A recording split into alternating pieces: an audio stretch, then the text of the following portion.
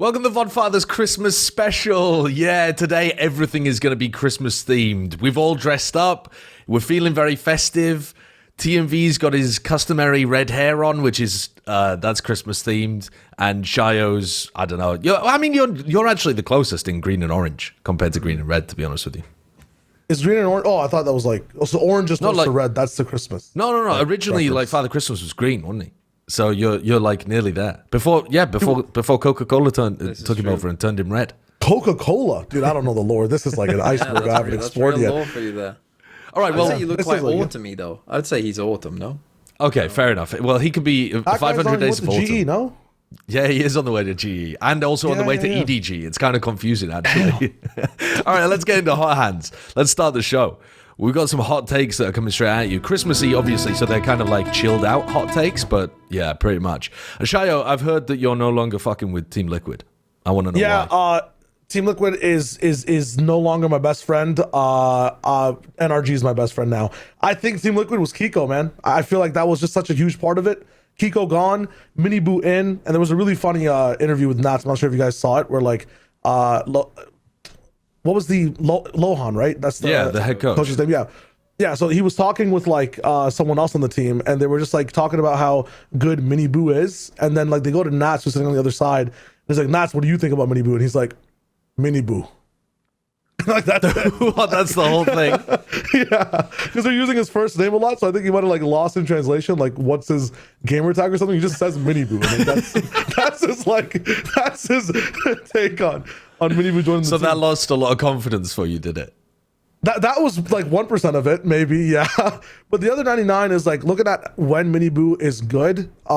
Is I feel like a lot of that synergy comes with playing with Boo and like the style of Boo and his controller a little bit. And then at the same time, you look at Wayne and Wayne coming in from like a little bit. It has to be from a less experienced perspective of Kiko when Kiko was playing for the team, and a less aggressive perspective of Kiko, and also like not the same structured and like passive, always alive, surviving and like controlling everyone perspective of Boo. I feel like MiniBoo doesn't have like that soul link to anyone else on the team right now, and I feel like that's what he's gonna have to kind of develop that. I'm not sure if TL has the time. We were talking about it on Plat Chat a bit, but like a big thing with MiniBoo is being consistent. There are no other podcasts. There are no. Yeah, that's my. There is no podcast in Bossing Say. We'll talk about it in the streets a little bit, but MiniBoo is just not consistent, and at the same time, I think that's what a role like Mini's needs inside that team. So for me, the guy who was like on like the ship for the first day and rose the TL flag while you guys tried to tear it down. That's so true. Like I've left the ship. I've left the ship. No, but here's what I don't understand though. I don't understand why you afraid. Okay, you didn't know that Kiko was going to be Kiko last season. Do you know what I mean? Kiko was maybe half the player that he was in 2024 versus 2025. So the idea that they're now losing Kiko, okay, doesn't that just kind of take you back to where you were at the beginning when you were saying that you were on the Team Liquid train anyway? Yeah, like surely MiniBoo on paper looks better than Kiko did at the start of last year. Yes, but the thing is, MiniBoo's coming in on a ship that is rinkety dinkety.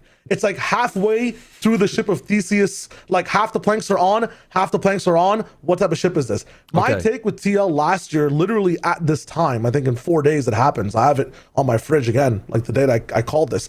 My take on TL was bolstered up with the fact that it's not a year later. Say Team Liquid are amazing. Is that Team Liquid was the one team in EMEA that didn't make the most changes. They still had a core to operate with, right? Which gave me confidence in them. Look, Kiko wasn't even a factor for me as much as that, like, they just had a core. Looking at them, Mini's now coming in like a power player to a changed core. And that's what gives me less confidence, like, in the team in general. Still very strong on Nats, like, amazing IGL. But now, like, we've seen that he's able to, grandfather some new players in while he has, like, something of old. Does he have what it takes to like get 5 players, a few of them who are like big rookies, like really green, and then someone who needs to learn consistency on the same page, which I just think I'm less confident in compared to last year and that setup. All right, fair. Yeah. TMV, what's your take? Hands are now cold. My take is that the tier 2 teams are not making champs. So before, obviously, for those of you who have been living under a rock, this year the tier 2 teams will have the chance to make it all the way to champs rather than ascension, because the format is all changing in 2027. So we didn't know exactly how this was going to happen, but it kind of recently got revealed of how exactly it will happen. And here above us is the kind of Pacific's version of the stage 2 format, which I'm assuming will be the same for the other regions as well. And there are some details in here which I just think make the chances of the tier 2 teams actually making it to champs incredibly unlikely. So the first thing is, as you can see kind of on the right of the screen there, that the top 2 teams from playoffs and champs points make it, right? So it's still 4 teams going, 2 from points, 2 from playoffs, right? But of course the tier 2 teams can't go through points, right? They can only go through the playoffs. So you have to finish in the top 2. Already that's, very, very difficult, right? For the tier 2 teams that they have to finish in the top 2. But there's even more barriers in their way, right? So the way that it's going to work, as you can see here, is on the left-hand side, you've got the tier 1 group stage, right? Which is like all the others. There's 6 teams in a group. They play the groups. We'll see how they finish, right? But then the top 2 teams from each group in tier 1, they go straight to the playoffs, okay?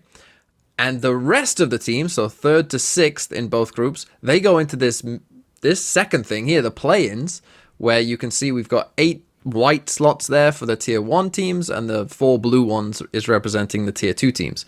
And they will play each other, and the top 4 of those teams goes through to the playoffs. But already, again, the tier 2 teams are at a disadvantage, because the teams that finish 3rd and 4th in the tier 1 groups, they get a bye in the play-ins. So the tier 2 teams have to play an extra game straight away just to get, they have to win the first game just to play the teams that are 3rd and 4th. Then, if you do make it through the play-ins, right? So if you are a tier 2 team that still manages to, do that, well then you go to playoffs. But again, if you finish 3rd or 4th in the play-ins, you start in the lowers. And the tier 1 teams that finish top of their group, they get a bye in the playoffs as well. So not only do the top teams of the tier 1 groups get a bye to playoffs, but they also get a bye in the playoffs. And I think it's just very likely that the best tier 2 teams, like if you think about, and I've made a video when this podcast comes out, it'll probably be the video yesterday that I made, about, like, if you look at last year, right? Let's take a team like Envy. Envy probably would have made it through the play-ins, I think. Right, they probably would have been last year around that kind of C9, 100 Thieves-ish, middle of the pack level of tier 1, let's say. But if they finished 3rd, the 100 Thieves and C9 would have been in the play-ins as well, right? So if they're that level of team, they, very likely might have finished 3rd or 4th in the play-ins and have to start in the lowers, and then and then have to win 4 games in a row, being teams like G2, being teams, like 100 Thieves, Lev. They'd have to, and without losing a game. And so I just think that it's extremely unlikely that, like, can tier 2 teams make it through to the playoffs? Absolutely, right? Like, can Envy beat FURIA in their first game? Oh yeah, of course. Can they beat then EG? Yeah, of course, no problem. But to actually make it through all the way and finish top 2, I just don't think it's going to happen. I just don't think it's going to happen. Even if there are some very good tier 2 teams, they're probably not going to be better than, the Paper X, NRG, G2, Fnatic level teams. Well, so it's all a big waste of time. On that. I would first of all wag my finger at you, sir. First of all. Second of all, this is a tiered one. Check this out, by the way. Blast from the past. Holy Planet Sideshow. You guys remember this? And as I turn the page in my dictionary here, or synonym dictionary, tier 2, thesaurus, thank you. Tier 2 is synonymous with struggle. And if they don't struggle, they die. When you give tier 2 a leg up, when you put them in the grand finals where they feel good, that's where you see mistakes. That's where M80 doesn't. Why does M80 look bad today? Why aren't they getting first place? Because they feel good, because they've won something. Keep them in the trenches. Keep them never getting a bye. Keep them against strong, big tier 2 teams. Give them the biggest odds possible. They qual. TMV, you've just told me that tier 2 has, like, in every region, the best chances to make it all the way to champs. They're always the underdog. I mean, bro, this is, it's sealed and shut. All right, I'm going to give you a more reasonable take on this, which is that I agree with you generally speaking that this format is a lot worse than I thought it could be. But there's a couple of, I think you're taking the worst case scenario when there actually are a couple of mitigating factors that might make it more plausible than you're mentioning. One is that it is actually possible that we could have a tier 2 team that gets one of those top 2 slots in the play-ins. Because the top 2 teams, in theory, like, if champs points correlates 1-to-1 with the best teams in the region, which it doesn't always correlate exactly 1-to-1, but it's usually like very close. Like it's maybe the 2 of the best 3 are the top 2 in champs points. That would imply that you're playing against 3rd, 4th, 5th, 6th, 7th, 8th, 9th, and 10th in the region. The top 2 teams are left out. Is it possible that one of these tier 2 teams could make it to be the like 4th best in the region and therefore get one of the top 2 slots at play-in and therefore have a bye in the bracket when it comes to playoffs? Yeah, I think that's actually possible. And in that world... Oh, I think you've misunderstood me. You've misunderstood me. What? The teams... So the top 2 teams in tier 1 from the groups, so if you finish 1st or 2nd in the groups, they go straight to playoffs. If you finish 1st, you get a bye in the playoffs. The teams from play-ins don't get a... Doesn't matter where you finish in play-ins, you aren't getting a bye. It's just the difference between... Oh, I see. Right, okay. Really right. Okay, I did misunderstand that then. Fair enough. But in this scenario still, because I think we're still thinking about the fact that they would have to make grand finals. But if your top 2 teams from champs points make the grand finals already, then you have to finish 3rd or 4th in a playoff format which only has 4 teams in it. So, like, in theory, just making it to playoffs at all... Oh, no. The playoffs have 8 teams in it. So, dude, I'm losing my fucking mind teams, out so here. Group stage, 4 tier 1 teams go straight to playoffs. And then 4 teams per group make it to playoffs. Dude, I'm losing... No. Okay, run me through it again. Run me through it one more time. 4 teams from tier 1 make it straight to playoffs. 4 teams from the play-ins make it to playoffs. Hold on. The top 2 from groups make it straight through from each group. Yeah, and the first place gets a bye. Dude, that's kind of crazy, actually. So 4 teams are already in playoffs now. 2 teams have a bye. All right. And then the top 4 out of 12 in the play-ins make it on the... But if you're the bottom 2 of the play-ins, you start in the lowest. All right, so wait, hold on then. Oh, yeah, because that's just how... So the play-ins format... Yeah. You've actually got a great chance of being able to make it through that. Because that's the issue is that's like the best team in play-ins is in theory the 5th best team in Americas or Pacific. But again, if you finish 3rd or 4th in the group, you also get a bye in the play-ins. Yes. Whereas the tier 2 teams have to start from the start. Yeah. But yeah, the tier 2 teams, they should be able to beat like the worst teams. Right, yeah, I think there's a really good chance that they end up making it through the play-ins. Like, maybe even multiple teams make it through the play-ins. But yeah, the playoffs with... Yeah, okay, so there's still 8 full teams in the playoffs, of which 2 of them have already gotten buys. Yeah, that is fucking difficult. There's one caveat to this, which is that, like, I feel like Tier 2 gets ravaged as the year goes on, and then stronger as Champs starts to begin. So, like, I'm thinking about it now. Like, imagine if NV of now, like, making it to Tier 1... was allowed to play like next summer against all these other players and weren't like shifted over into losing some of their players due to age, losing some of the players to this, that. Like they actually had a plan for this.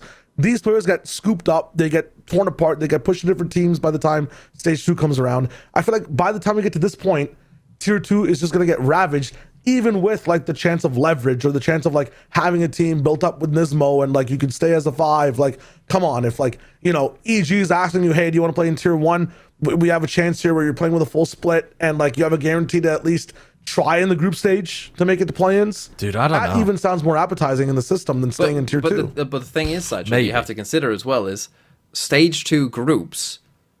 Like it doesn't even matter. Like if you are a tier 2 player going to a tier 1 team, it doesn't even matter if your team is dog. You're going into the same place that the tier 2 teams are. You have to actually finish in the top 4 of tier 2, whereas you could be the worst team in tier 1 and still get to the same spot. Yeah. What I don't quite understand about this entire setup is where, like, am I going crazy here? Does literally every single team make it into play-ins? Yes. Yeah. This is so no one is eliminated from the group stage at all. No, it's just where you are going. Well, then I'd like to throw out my own hot take, which is why the fuck have we gone to a worse format for this year? Why have we... Dude, the group stage is already one of the most boring parts of the entire year, and now it literally means nothing apart from, like, seeding? I mean, it means a lot in terms of getting the top 2 seeds. The top 2 seeds, very competitive. But it doesn't matter if you go straight up. If you're third versus last, it basically doesn't make too much difference. You still make it through to play-ins. Yeah, it's just one. But it's not even really one game, because when you lose, if it's double elim, if you lose, you still go down to the same spot. Yeah. Because when they do these buys with 12 teams, you still just end up in the first round of the lower bracket anyway. If you win one, lose, or if you lose straight away. Mm-hmm. The problem also persists. How do you make the groups more snoozy, man? The groups are already snoozy. How do you make them more snoozy? But this is what I mean. They're Like, they could have eliminated those bottom 4 teams and just had the play-ins be 8 teams. And that would be That'd be so much better. That'd be so much better. I mean, and then it would also solve the issue, which honestly is there for me the most, because it transfers over from like BRs and like every other TAC FPS as well. I hate the fact that it's always the top 2 qualify, and then the fucking grand finals doesn't matter. Like, that should be one of the most exciting matches of like the group stage as well, like in terms of how things are going, or just towards the top 2. Not grand finals group stage, but I mean inside the group stage. I said grand finals like it was a bracket, but when there's 2 really good teams playing, and like people are looking forward to this, like the G2 Sens of the old days, I guess it'd be like what MIBR versus like NRG now, and they're already locked in top 2 because they're 4-0.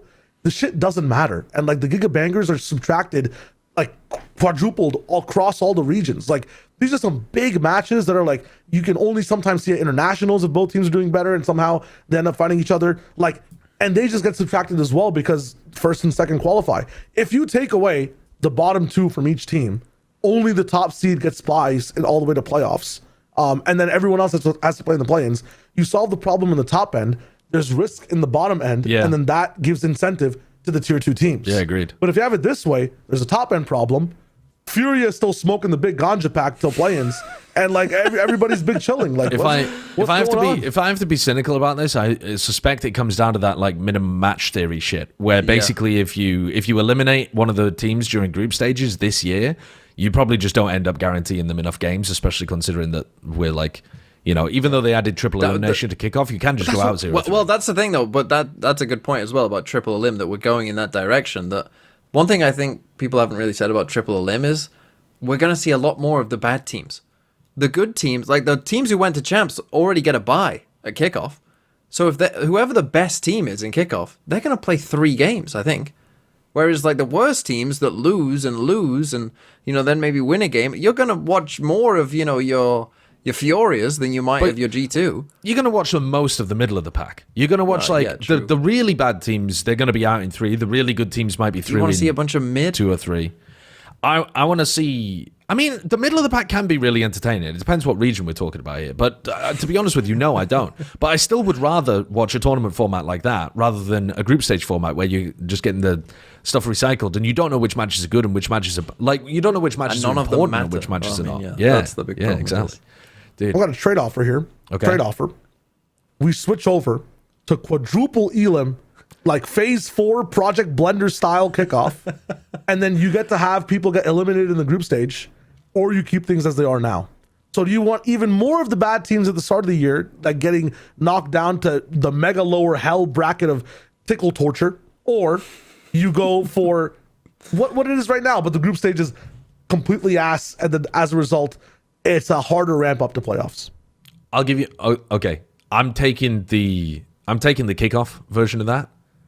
Yeah. Of your option. Give me a Valorant FA Cup. Stage 2 is just a premier, anyone can enter, free for all. Well, what about a relegation tournament, right? So you do our idea, or Shio's idea, of only the top 2 from the group, literally the top 1 from each group, make it through to playoffs instead of the top 2. So then your middle 4 teams go through to play-ins, your bottom 2 are kind of like relegated. But you actually have it as the bottom 2 are in the unsafe area, and they have to play against each other in a like knockout game for who actually gets relegated. That way, the shit teams get to play an extra game, but there's a lot on the line. So that way you get to play like a gauntlet beforehand, and it's like the wooden spoon award, like the poo versus the poo. You get the pooper bowl in there. Are you telling me though, well, if Team Platchak could potentially qualify for champs, that you wouldn't be entering that for the content? What do you mean potentially qualify? Like we could potentially qualify now if we went all the way through Premier and like took 3 years. What do you mean? No, but but that's unrealistic. I'm saying just it's pure. Your realistic idea is 1,000 teams enter a single elim bracket, and we run that. Your tier 1 and high tier 2 teams, they don't enter till later. You know, they get buys. So it's literally Project Blender, but without the comp stuff. Yeah, that's literally what Blender was. It was like literally 1,068 teams. We make it work, and Premier's already in the game. So I'm saying that Team Platchat could go on a run. Imagine Team Platchat is up against fucking KC. We'd have to make it deeper in the tournament to get there. There's no shot. Dude, we were actually playing Premier this season, not with the Platchat team, but with like some of Brendan Alice's friends and some like regular viewers, that kind of thing. And we got into the playoffs. We had a really good record. First round of the playoffs. I don't know if anyone's familiar with Premier in our audience, perhaps, but they make you ban a map, ban a map, ban a map, ban a map. It gets to the end, and you pick the map. So when there's only 2 remaining, you pick, you don't ban. So you've been banning, and then you have to realize that the word has changed to pick. Our team captain didn't. He just hit the ban option. We ended up on the wrong map. We had to scrape it through on our banned map to try and make it into the second round of playoffs. Barely scraped it through in OT. We're not ready to play against KC. What are you talking about? That sounds like something KC could do as well, though. I'm not going to lie. Completely beef the map, Vito. Yeah. But do you agree that it's unlikely that a tier 2 team makes it because there's so many hurdles? Yes, I think having seen the format now, it's actually even worse than I thought it was going to be. It's much less likely. And I mean, you think about what you've got to win. I mean, what you've got to win is big because it's a champ's skin revenue, basically, and you get a stipend for attending playoffs in the first place. But I think the carrot is actually, because it's so unlikely, and because no one's even guaranteed the carrot, it's actually a worse deal than it was last year. Because at least last year you had a whole year of guaranteed, revenue, as long as you could build it into something useful, like you had that year in Tier 1.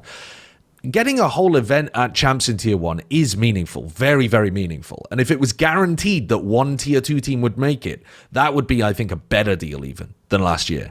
Because it's like the actual year that you're putting the investment in. But for this, I'm surprised we're hearing rumors of people like M80 looking to rejoin. Because that's America's though, right? Like, when you think about Pacific, it's like, there might be a harder chance. If you look at Americas a little bit, I know things have elevated across the board, but if M80 comes in, I feel like at the middle and bottom tier of Americas, some tier 2 teams do rise to that skill level. But you have but you have to be third or fourth in the region. Yeah, this is you have to be confident that you're third or fourth best. And my video today is going to show this. Like, I went back last year and like plotted it all, like what it would have been if we had last year's results with last year's tier 2 teams. And like looking at it, I was like, okay, teams like SLT, Envy, maybe All 4 Pacific, they will make it through to the playoffs. There will be tier 2 teams that make it to the playoffs. Yeah. But it's once you're there, like, are those teams better than, when they're then having to play against like G2, Fnatic, Paper Rex, like when they're actually playing against like the better than one team, though, teams. TMV. No, they don't. No, they don't need to be better than one team. No, because there's 8 teams in the playoffs and they have to finish at worst 4th. And then hope that 2 of the teams above them qual on champ points. But the most important thing is just finishing really well inside the play-ins. I think that's the biggest hurdle first, to get a good placement in the playoffs. So you're not starting the playoffs all the way at the bottom. You saw this year how G2 faltered and dropped to the lower bracket. That's going to happen at some point. If you just get like 2 fast wins as a tier 2 team, one tier 1 team doesn't look good on the day, I think there's a possibility of at least one team like across the entire world in tier 2 running that wave. Now, at the same time, it is a new hope levels of shoot the blaster through that little pocket of the Death Star. We have to wait for Luke to be born. You know what I mean? Like, it's a chosen one type situation, but I can see. Yeah, but that's the thing though. Like, the carrot to the tier 2 teams this year shouldn't be you need to be Luke Skywalker chosen one. You need to, be killing the Death Star. Like, you're hoping that the carrot is more like it's actually realistic that, multiple teams might make it. Can we do a little thought experiment here, right? 4 teams in play-ins, because I do want to move us along though, but 4 teams in play-ins, right? How many do you think make it to playoffs on average? Like 1.5. From the play-ins? From the play-in teams, yeah. I'd say like 1.5. Maybe 0.75. Okay, so we're averaging out at averaging out at something like what? So we're saying it's a 1 in 4 chance. Can we agree a 1 in 3 maybe? Like a 1 in 3 chance that you make it through? Yeah, sure. Okay, so then you go into playoffs with those teams. All right, what's the chance that they then make a top 4 finish? Oh, I thought you were talking about the whole thing. No. Literally just, you have 4 teams in play-ins. How many of them make it to playoffs? So you have to get into the top 4. 1.5. Yeah, 1.5. 1.5. Okay, all right, 1.5. And then you have... Then you have those 1.5 teams. Let's say now you have 2 regions, all 4 regions, right? Across all 4 regions, you now have 6 teams that are in the playoffs. How many of those 6 teams are actually going to make it to a top 4 finish, where they have to finish in the top 1. half? Yeah, max 1. 2, probably 1. Probably 1. So 1, you've got the odds are that you've got 1 tier 2 team in the top 4, and what are the odds that in that region, 2 of the teams above them have the top 2 spots in the champs points? Fairly high, like 2 out of 3. Decently high. Yeah. 2 out of 3, something like that. 3 quarters, maybe something like that. So we're average predicting that point something of a tier 2 team makes it to champs. Exactly. Yeah. Because you guys are looking at the wrong carrot. The carrot here is just that that belief. second box there. No. The carrot is showing your tier 2 team playing in that play-ins format, getting like 2 BO3s, 3 BO3s inside that play-ins format. Like the carrot is just looking at this roster, looking at your team as an organization and how it performs against other organizations in the tier 1 system. Getting that gameplay down, getting the Riot to see that, the people to see that, getting fans that way, then looking at 2027, okay, who's up for the docket? What's the system like? Which teams do we want? Oh, in like China play-ins, like this team garnered this team was the Wolves of Toronto. Dude, like if they are choosing a tier 2 team that doesn't even make it to champs over one of the tier 1 teams, we're in a bizarre those world. worst tier, but we all agree that the best tier 2 teams can, in their first game when they're playing against the bottom of the barrel tier 1 teams, like that. If you're from the tier 1 team perspective, losing to a tier 2 team. Oh, that's terrible for you. That's absolutely gonna be but rough. Think about what tier 2's fighting for all the time. Tier 2's never fighting to get inside the top 4 contention of tier 1. They're always fighting to be last place. They're always fighting to be last place in tier 1. And so right now, you get a chance to actually fight against last place in tier 1 over and over again. All right, give me another hot take, Shio. Give me another hot take. Hot hands for me. How did I end up on a different ROS? Mini should not exist inside Valorant right now, is my hot take. Coach Mini was signed to Zeta Division, all right, as I think more of like, less of a coach inside what's happening in the game, more of a coach as to bolstering up the staff. How do we pick up players? How does the back end work? But here's my thing. I'm thinking about this from a movie called Real Steel's perspective. Have you guys seen Real Steel with Hugh Jackman? I've got no idea what you're talking about. Not donkeys. Okay, it has to do with robot fighting. Essentially, like there's teams, like Valorant used to be, here's the coach, here's the 5 players, let's see what we can do. Oh, okay, now we have an assistant coach, to help the coach maybe, because there's a lot to do with the coach. Okay, now we got the analytical coach as well, because someone's got to make the strats while the coach handles the team, and the assistant coach handles the coach handling the team. Okay, now we got the psychological guy, because there's a lot of psychologics inside Valorant. Okay, now we got a coach for the psycho coach, because there's a lot to do with psychology. Now there's a chef in the business as well. Okay, now we bring in Mini to assistant coach, you sit down, Mini helps the main coach, assistant coach chills. Maybe on Tuesday, Thursday, we have the Tuesday, Thursday coach. Then we got the Wednesday, Friday coach. And then the Friday coach, there's a lot to do there. So we need a secondary Friday coach. Now there's one team that's got the fucking armada, like the general stand there say, Atreides, right? We have a whole house of Atreides on one side. Meanwhile, here's M80 coming in with 6 guys on the other side. Or gentle mates just joining the league, like with 6 guys. There needs to be a cap. The coaches need to be regulated. We gotta have salary caps. We gotta have hardcore contracts. Something needs to be done, because what the hell is this? This hot take was primed to get under TMV's skin. It has in a way. So, but your argument basically though comes from the idea that it's unfair that teams with higher levels of resources are going to be able to spend their way to success. Is that correct? Yes, and I don't mind them spending on the players, but then like, because there's always, you can't sign a 6th player, but you can always sign a 9th coach, and that's just odd. You know what I'm saying? Right. Like at least limit. I don't understand that you could sign a full.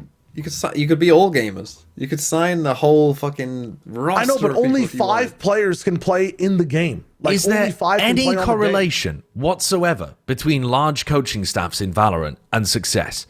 Because from my gut instinct is it might even be a negative correlation, because some of the coaching staffs that we've seen with the most people on it are like too many cooks, especially when they've got a large amount of like head coaches or whatever. I do have a bit of a hot take about this, because I think that's a pretty common take that you've given there, Sideshow, and I think a lot of coaches in the game would agree with you that, you know, but I actually think that's just because they're complete control freaks. And again, I come from the world of traditional sports and coaching, where like, you know, in like, if you look at Man City's coaching staff, it's got 20, 25 people on it. You know, they've only got a squad of 25 players, but they'll have that many coaches. Right, and they're not all coaches, right? You've got analysts, and you've got, you know, but they'll have like an analyst team.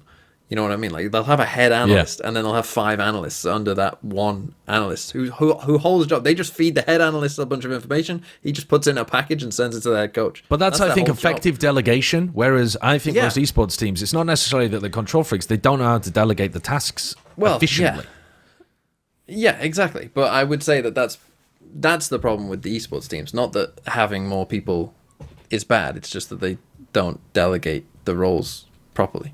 But like if I was in charge, completely in charge of an esports team, I think probably the most effective way you could do it is have a head coach, probably an extra coach to help you just, you know, in general with other stuff. You would have, I would say, probably 2 analysts, one for your own team, one for your opponent's team, who just looks at, you know, stuff that they do and whatever. And then, you know, and again, like you could have some sort of specialist. I always find it interesting that there's not enough, like, again, I'm going off the rails a bit here, but I've always found it interesting that like different players have different warm-up routines and stuff like that. And I don't know if there is a lot of literature on like the best way to prepare yourself and warm up and stuff like that. But it feels like there will be an optimal way that people will warm up or whatever. But I don't know if that's actually ever been figured out or found. But that's something that I would look at as well. And then obviously like a performance coach. So I would look at like 5-ish people, 5 to maybe 6 people would be probably optimal for a team. But yeah, I don't think that we're going to see that anytime soon. But I don't think that Mini should be barred from doing whatever he wants either, necessarily. No, Also, Shai, how are you going to pass these laws? Like, you're saying they can only be paid a certain amount of money. That's not going to pass EU law, my friend. Of saying or US law. Listen, man, I just wanted to make a hot take. Do I even believe in my take? I don't know. We just have to say something. I have to say something. I have to say something. All right, can I get your opinion on this take then? Who is going to be the worst team of 2026? There's always a team that is horrendous. We've had, in fact, sometimes multiple teams that have been absolutely horrendous. And usually I would say it's fairly predictable who the absolute worst teams are.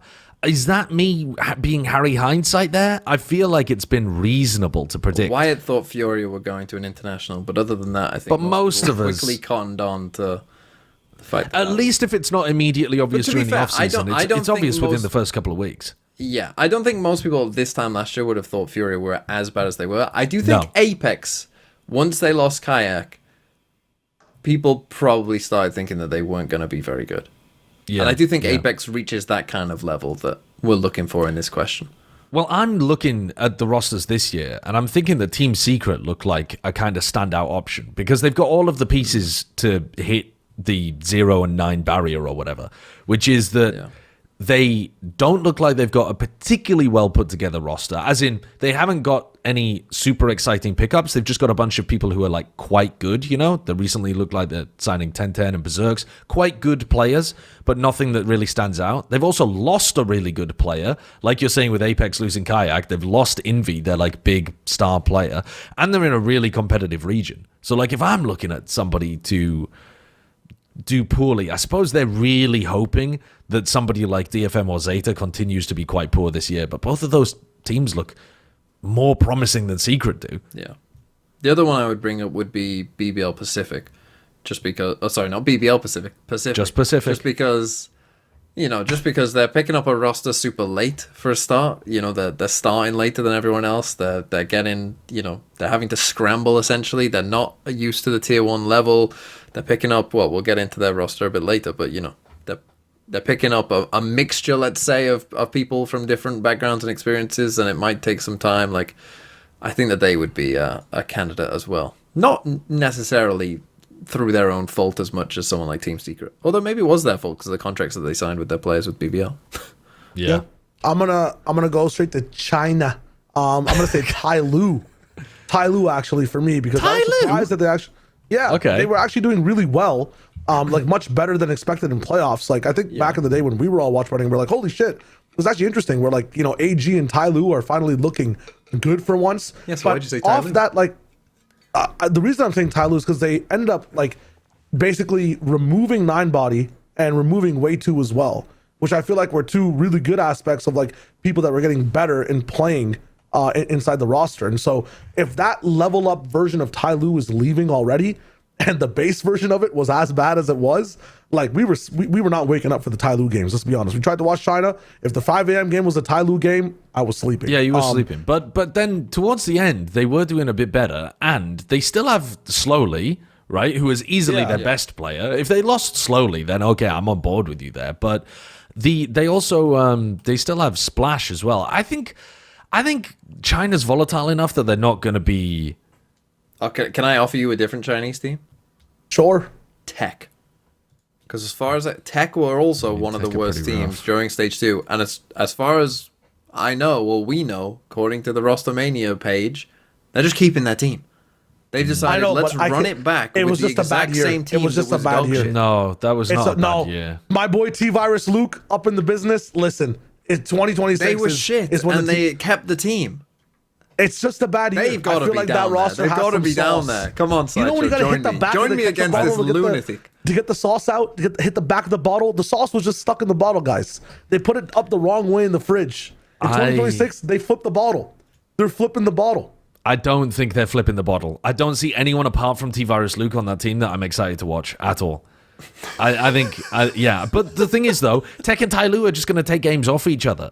And, like, some of the other teams. Tai Lu aren't as bad as Tech. Tai Lu made the playoffs. They've lost to them like plenty of times before. Okay, well, Mickey Mouse. Fuck it. All right, you've got Tech, Tai Lu, Pacific got thrown in there. Bit of Team Secret, Furia. Is that too low on Furia? I think it's too low. I think the Furia. You know what my hottest take is? Won't be it for Americas. Terrible. I don't think. I feel like 100 Thieves might fall further than Furia does. Oh no, I'm not accepting it. What are your thoughts? I'm not accepting. That's unlikely. I think Timatino is really good. Yeah, and I like that their coaching staff is too good. I know, but I feel MBS and Doom Bros there's no way. They're working with players though that are, I suspect, stuck in their game, their like play styles. I don't know. Maybe I'm being ageist here against these very young players, but they've just been playing the same way for so long. I feel like if they were going to reinvent themselves at this point, it's not to do with the coaching staff. It's to do with like, you know, if you've given people years and years and years to learn a different style of Valorant and they've made no progress towards that, then what the fuck is it going to matter that you've got like Doombros or NBS in the roster now? They're going to speak the secret hidden code to activate them. Then why are we bringing them up for this conversation? There's no way they're. Yeah, I think they do have just too much. They're going to be like middle pack. Yeah, I agree. Maybe slightly below, but not child worst team in Valorant. If 200 Thieves are the worst team in Valorant, I mean, it'll be content. I was thinking, if we had to just talk about America, post-match threads will be hilarious. They need to be removed as an org if they're the worst team in Valorant for next year. Wow. That would be. I was just saying Americas. You know, just dabbling in Americas. They needed some representation on the bad teams. If you're in Americas, how about you check out the sponsor of this episode, huh? Which is Mint Mobile. All right? I like that. Because if you let big wireless and your overpriced phone bill suck the joy out of the holidays this year, you're doing it wrong and you haven't been over to Mint Mobile. That's the problem. Because right now, all of Mint Mobile's unlimited plans are 50% off. You can get 3 months, 6 months, 12 months of unlimited premium wireless for $15 a month. It's their best deal of the year and makes it really easy. to give your expensive wireless bill the Scrooge treatment. Now, if you are anybody that's been in the United States, you know that those people, those poor people, are getting ripped off horribly on their wireless bills. Man, listen, if you're somebody like me or TMV and you live in the UK, you're thinking $15 a month? Yeah, I mean, that sounds like, I don't know, pretty all right. Then you go over to the United States, and while I was over there, listen, if I was still living there, I'd be using Mint Mobile as well. But I went over to the United States, $80 or more. It's unbelievable. And I'm not even getting a phone with that. And guess what? You don't need to. You can take your own phone. You can take your own number for Mint Mobile as well. So, yeah, if you want a quality wireless service for a lot cheaper than you're used to, if you're in the United States, then look at Mint Mobile. Turn your expensive wireless present into a huge wireless savings future by switching to Mint. Shop Mint unlimited plans at mintmobile.com/vodfathers. That's mintmobile.com/vodfathers. It's a limited time offer with upfront payment of $45 for 3 months, $90 for 6 months, or $180 for 12-month plan required. That's a $15 per month equivalent. Taxes and fees extra. Initial plan term only. Over 35 gigabyte. May slow when network is busy. Capable device required. Availability, speed, and coverage varies. See mintmobile.com. Boom. Nice. Boom. You're quite good at the fast voice. Well, I feel like you need to pitch up a little bit as well. This spill might cause death and blah blah blah blah blah blah blah blah blah blah. Side effects include They always play really happy people over the top of it as well. It's like people skipping through a meadow while they're saying could cause anal leakage. Let's get on to high key, low key, no key. I think it's time to check this out. Now, I want to start with the Pacific roster because that's what we were talking about a little bit towards the end. It's been leaked now, reported, whatever you want to put it. Like the full roster is apparently out there now. So it looks like they're going to have CNED on Duelist. That's kind of cool. Throw it back. I like that. Throw it back. I mean, that's what you do in the club, I think. But yeah. Run it back. They've got Cupid as the IGL. Cupid and Ninja from Team Liquid Academy. So they've got like a bit of a core from Team Liquid Academy, who genuinely quite a good tier 2 team in EMEA. Yeah. As not a bad place to try to pull from. And Cupid's been like a good coach in the past too. So he's clearly got like a good mind for the game. And then they've got Alorante is a name that I was not expecting them to go towards. But yeah, they've got Alorante on the team with Seven, who was previously with TSM during their America's Ascension run. I actually do really like Seven. I think Seven's really talented, yeah. But the team overall, it is just like a lot of tier 2 players with some promise with a bit of a Team Liquid Academy core. Yeah. It's not that much to write home about. Featuring CNED. Oh, yeah, plus CNED, obviously. Who still got what it takes to be at the top level in terms of a few of his picks. I mean, as a duelist. I know, his smoke started getting a lot better as well, though. His opping was definitely still good. I mean, he had some clips last year for FUT. Even if he wasn't great all the time, he had some clips. And that... Yeah.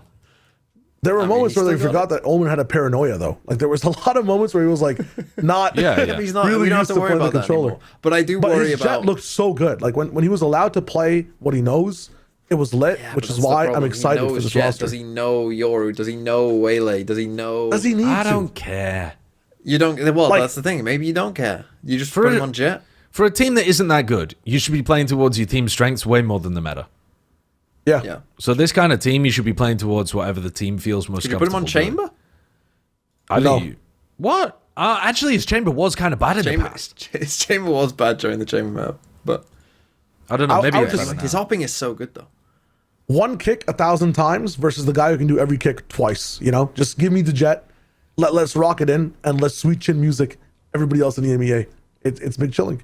The question is the Cupid and Ninja pickup like the best option out of everything that was available in the EMEA? Seven's really good carry. I'm guessing that's like what import, like that's the import slot no matter what happens going off in the future.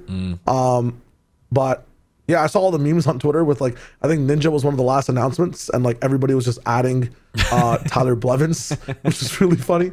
Mr. Fortnite. But yeah, it looks good as long as CNED stays on Jet. If they start to experiment with CNED, disaster. What do you think about Alorante? Because Alorante, his name's been around for a while, and I've watched quite a few of his games. Yep. But I got to be honest with you, he hasn't stood out to me recently. When I think about have I even been thinking about Valorant for the last 2 years? Not really.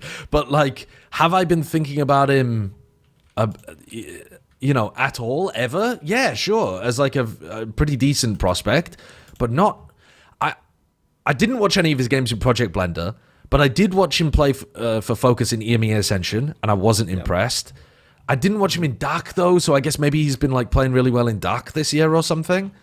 But I've watched Focus quite a bit in the last couple of years, and I don't know, that doesn't excite me too much. But maybe I'm being unfair.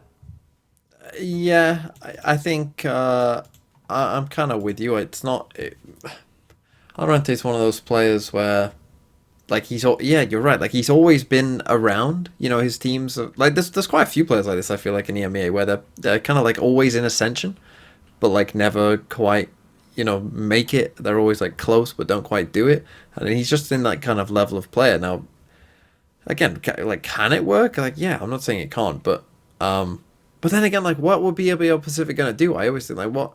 Because they were having, it seemed like they, were starting later than everyone else, essentially. And so a lot of the top prospects were already gone. They can only import one player. When you look at, to me, it was a bit of, in EMEA Ascension, when, Starkzo is the highest rated player, that to me was always a bit of, Yeah. EMEA isn't quite like Pacific and Americas, where it feels like in Pacific and Americas, you've got kind of constant, oh, look at this guy. Oh, look, these players are, looking good. This guy could be a potential pickup, that kind of thing. In EMEA, I'm starting to work, outside of Turkey, essentially, is there enough... I mean, to be honest, you might have just said, why don't BBL Pacific just pick up Eternal Fire? Yeah, I mean, Eternal Fire, definitely, in terms of how they did at Project Blender, but I think that might have been too late. I was actually looking much more from Ascension as some of the players on Dynasty. If I was looking to pick up a core from the Ascension players, I'd have been looking probably at... I mean, I think Cooper is totally a reasonable pick in terms of IGL for an upcoming team like this. I think that's totally fine. Because the guy that was also on my radar was Ticey from Dynasty, who I thought called some really nice rounds in Ascension too. But he's also a Smokes player. He's also an IGL. I'm perfectly fine either way. But I do think that Waddle and Tag looked really good individually from that Dynasty squad as well. And then once you are looking towards some other players, okay, what about Savaya, who Fnatic were recently playing around with? He looked pretty damn good as well. You've got, Seven, I think, is a really nice pickup too. CNET, if he's available, definitely gives you some punching power from lower down as well.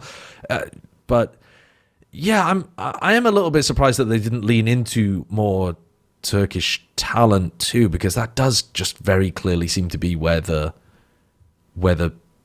best bang for your buck is right now in EMEA. And if you're going outside of that, I would definitely be looking towards Waddle and Tag. So maybe Dynasty wanted to stick together or something. But our Pacific are Turkish org, actually. Well, I mean, their old team was Turkish. Oh yeah, they are actually. BBL, so I'm looking them up now. They are Turkish. Yeah, yeah. It is very strange then that they haven't gone in that direction. Yeah, it might be a scrims thing, if anything, right? How maybe the perspective of facing up against Valorant when these guys were practicing in tier 2, and at the same time just how things were when they were looking for a fifth. This might have been the best fit. Yeah, maybe.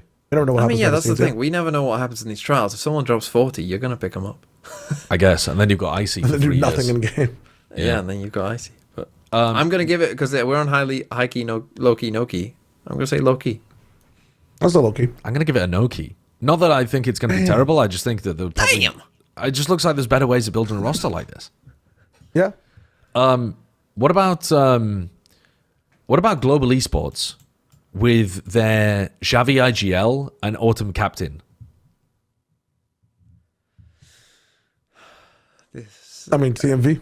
I'm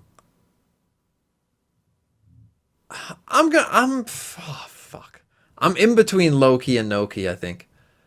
Okay. But it's not a complete no key. It's not a complete no key because I get it in a way, but why do you Because it's just the saying of it, I guess. But like other teams, you know, like Baby Bay on G2 is their like we always say vibes guy. You might as well just say like, you know, oh, Autumn is our vibes guy to make sure that, you know, people's vibes are good. And if like just using the word captain, I think has made this seem. Are you opposed to it?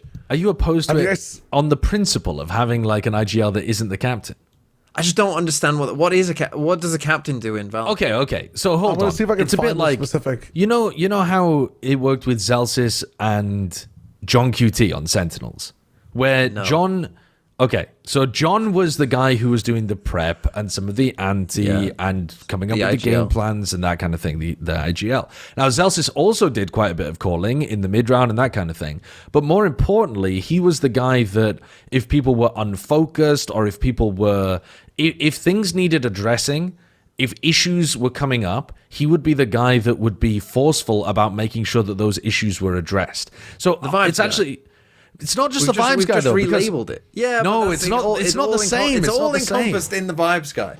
Well, it could be. But to me, the vibes guy is an enforcer at times as well. All right, I would say that Jorgo or Leaf or something. Yeah, but Jorgo or Leaf or something could be a vibes guy on G2 in the sense that they keep the atmosphere up or light or something like that. Just a funny guy. I mean, here. Just a funny. Why are you creating so many labels?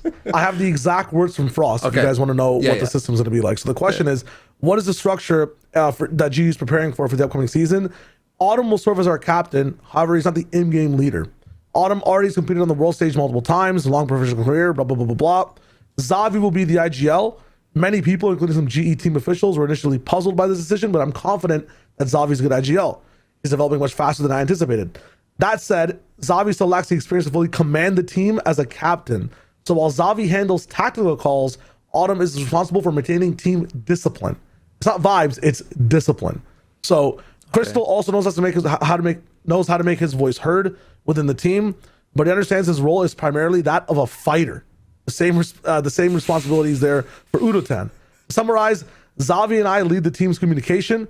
Autumn is the team's enforcer. If anyone crosses the line or breaks the rules, he'll handle it. He's the chief whip. I believe we built a very structured team. But let me tell you what the problem that you can run into with those kind of things. And it's interesting you bring up Sentinels, who were a team that looked like during their champs videos, the vibes are in the fucking ground. The problem is, what if Autumn starts disagreeing with the calls that Xavi makes? And well, yeah, you have to be aligned. He's not supposed to make calls. He's not supposed to make calls at all. It doesn't matter. Yeah, but what if he then doesn't agree? Like, if he's like, God, this guy's shit at calling, is he going to then say, oh, no, you can't say he's shit at calling? But the point, okay. If he agrees with it. That's not Autumn's job. And then you end up with just team problems. Never do that. Every player. It's much easier though if you've just got a boaster who's like your clear leader in all. Oh, let's just clone him. Let's just clone boasters all over the place, shall we? I'm just saying that it's easier. And look, let's just make sure that I'm not saying this doesn't make sense for Frost, but I'm saying that it can have issues. It makes sense potentially for Global to do this because, like he says, Xavi doesn't have experience. Autumn has more experience. So yeah, maybe it makes sense. Maybe Xavi doesn't have the experience. Sure, cool. But I'm saying that it can still lead to issues, much more issues than if you just have one guy who's like, I'm the fucking leader of this team. Fucking do what I say. How many people like that do we have in Valorant? How many people do we have? Boaster, we have Nats. How many other people do we have like that? Munchkin, maybe? We actually don't really know what Munchkin's like behind the scenes, but I would assume Munchkin. Valen? Is Valen, though, because that's the whole point of them bringing in Baby Bay, is that they needed somebody who was actually doing more of the, like... But he's not but Baby Bay's not disciplining G2. We're talking about people that have high levels of emotional intelligence that are able to communicate in the best ways to bring the best out of other people. So if they need discipline, you give them discipline. If they need bigging up, if they need a bit of a pickup, you give them a bit of a pickup. If they need talking to privately, you have the emotional intelligence to realize, I shouldn't call this guy out in front of the team, I should talk to him privately. We're talking about one guy has the brains, one guy has the EQ. We are talking about IQ versus EQ. And these guys have the EQ. You end up with big problems. But the EQ guy is smart enough to realize that he can't publicly disagree because then that would fuck everything. And then that fosters resentment and you end up with more. You just talk to them privately. Okay. Being on the team, keep disagreeing, and then what? No. I gotta say it. Being on a team, every player has the responsibility not to countercall the IGL, even if you think that call is dog shit. If Bren wants to go 5-man through Squeaky, we go 5-man through Squeaky. I don't care if I don't like it. I don't care if Josh doesn't like it. If Autumn doesn't like a call that Xavi makes, Udotan might not like a call that Xavi's making. They're going to talk about it after. If Autumn feels like he has the IGL experience, that's cool. He didn't get signed as an IGL. So he's going to have these thoughts like many other players do when they play on a team. He'll never bring them up in game. It'll never clash in the game. Xavi's the one who's making the calls. People are used to playing under an IGL. They know what it's like to be under leadership and not be under leadership. It's just, that's what it is. I don't think it's going to do anything. I don't think there's going to be a clash. I also think that tons of teams operate like this. They just don't put the same labels on it necessarily. Yeah, sure. Let's go on to Rage Baiter. But so you disagree that having one person be all of it, is that not better though? Yes, but that's it's not always practical. Not many teams can afford that. Yes, like, and I'm not saying that it is here. Like, yes, I don't know. And wonderful. We all aggressively agree. Yeah. Fuck. What's the next That means that point? it's low key because it could be better. Okay, all right. Fuck Okay, now. Sure. We'll appease the rage beta with the smile on his face. Rage beta. High key, low key, no key. Zeta Division are picking up Absol and SyouTa, and so clarifying that Absol is now officially on the team, and SyouTa's in instead of Honey Bunny.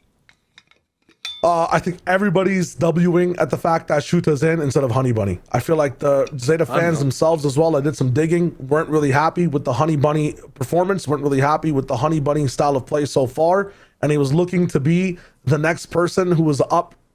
There were rumors, and we were like, co-streaming that Honey Bunny is going to be a solidified pickup. Yeah. But people are happy with SyouTa, and he's been on the team before, if I'm not mistaken, Pacific Stage 1.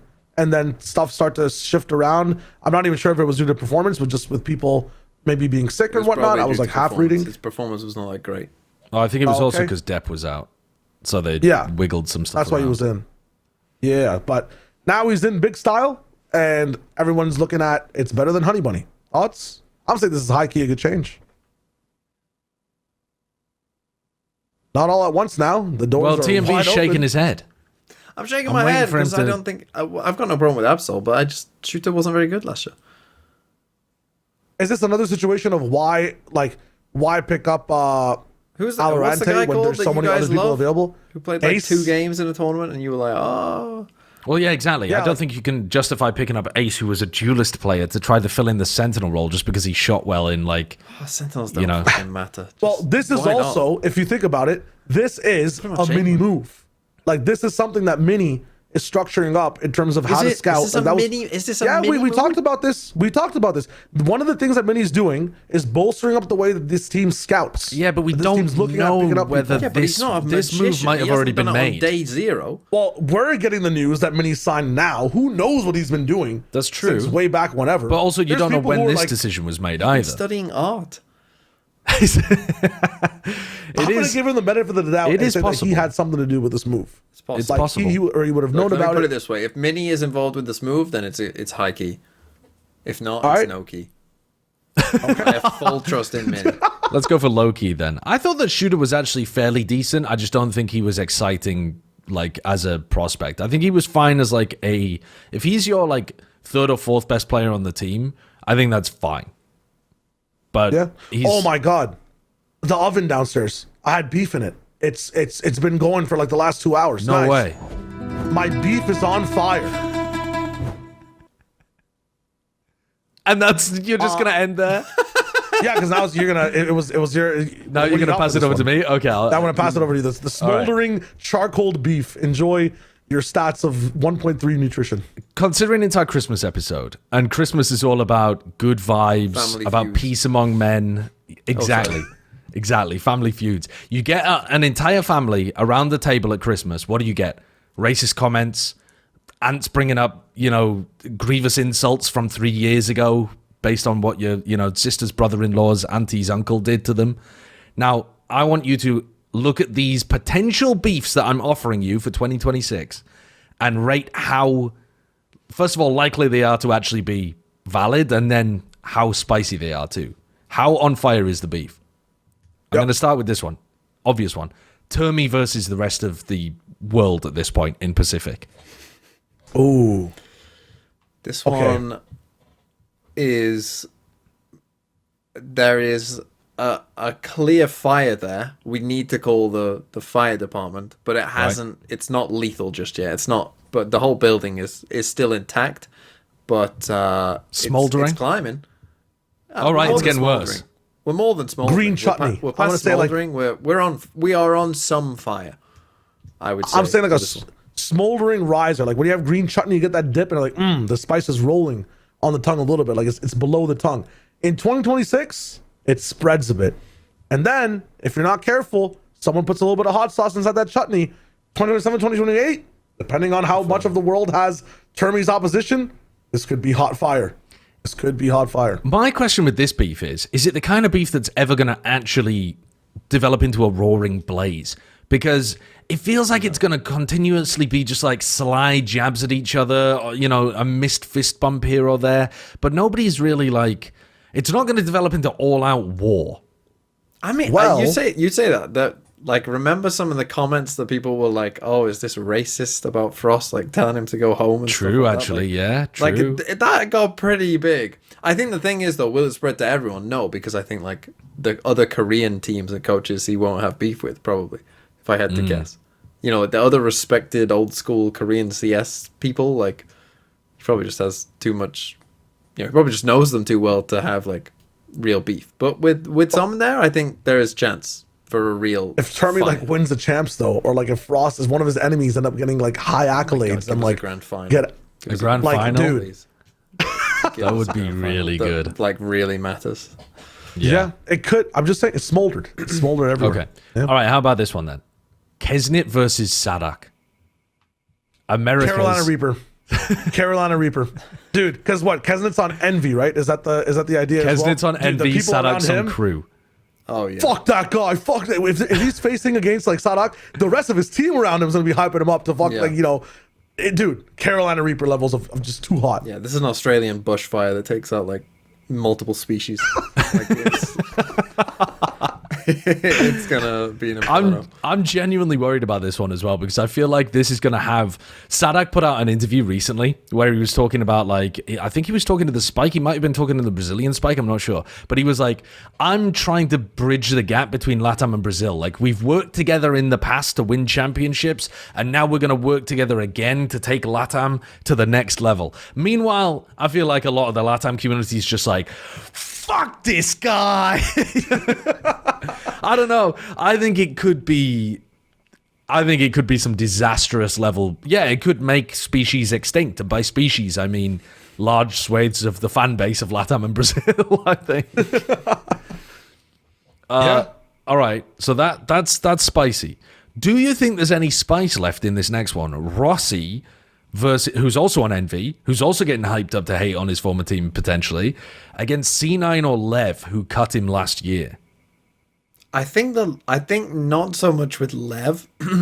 I feel like the Lev one was more of just like a normal situation, right? Like there might be a little bit of, you know, there might be some smoldering there, but not like crazy. The C9 one, I think more so. It was a while back.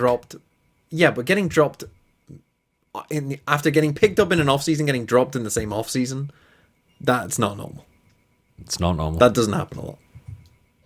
True. For me, dude, Rossi's account doesn't exist on Twitter right now. I don't know what happened, but like I'm trying to like gauge myself. Perhaps. Yeah, because like I see Eccles, like I'm going full drama alert here, by the way. I see like Eccles respond to like a Rossi tweet with like mate, and I'm like, oh my god, what happened? What did Rossi say? And it just says this tweet doesn't exist. I go to @RossiUA, this account doesn't exist. Brother, what has happened? Either we've been hacked, crypto scammed, or something has been done. So, dude, this is the mystery spice for me. It's like a blue. It's like a, you know, you can have invisible fires, like fires you can't see, like ultraviolet fires type shit. Okay, yeah, that's what I'm gonna say. Yeah, is it hot? Is it cold? I don't know. I think this one will not. I think Rossi is going to take a page out of Inspire's book, actually, and I think they will probably both end up not having too much beef. Because there's another one. I mean, you could have just thrown Inspire versus anyone in Americas out here. But again, don't you think that this MV team, like, you got to hope that they're good, right? If they're good, you don't think that they're like hyping each other up? I want them to be. I want them to be good and the heels. I want them to be good and evil.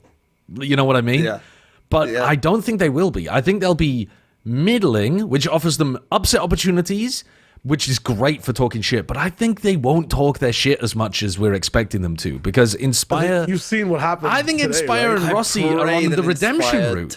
Oh god, imagine first game Inspire comes Heel out. turn. It's like, that's not Inspire. That's Baby J. And he just comes... His name's different in the game, and he's full on. They've been villainized a little bit. They've taken up to their villain role in this offseason. If you've seen the roster change, what do you mean? They're playing with Sinatra in one of the tournaments right now. True. So, yeah. It's the community right now is at an uproar, and it's like one of the trending topics. But if they want to go that route, infamous. The community just not remembering that literally all of the pro players were still completely chill with, I mean, frankly, anyone who gets accused of basically anything at this point. Pro players, when one of their friends turns out to be the devil, well, he was a nice guy to me. What do you mean? I never had any problems with Satan. Yeah, can he shoot though? Let's talk about these other two pieces of beef, though. All right, MiniBoo versus Heretics. Is there a world where MiniBoo versus Boo, my brother who backstabbed me, Etu Bute? Are we getting some of that? It's wasabi. That's a wasabi level beef. Like it's like the horseradish, like, you know, that level of spice, because it's such an anime level of, like, you know, beef, where it's like it's long spending narratives. It's literally what you're talking about, betraying my brother type shit. But it's like it has flavor to it. Like it's a spice that doesn't just make you go. It's like, ooh, I kind of like that burn. Yeah, like it's a nice burn. You know, like it'll have some repertoire. There'll be some repertoire between the beef. TMV, I'm not seeing it. I'm not seeing it. I want you to put yourself in MiniBoo's shoes for a moment, though. Okay. All right. He got signed to this team of Boo's squad, and he has been saying the whole time that he's been signed to this team, my one driving goal in Valorant is to help my brother lift a trophy. That's all he's been saying over and over and over again. You can still do that for Team Liquid, potentially. They make by throwing. You can still achieve that goal. Well, then, yeah, maybe we've got match fixing going on then. Maybe we should be looking into that instead. But that's still spicy beef.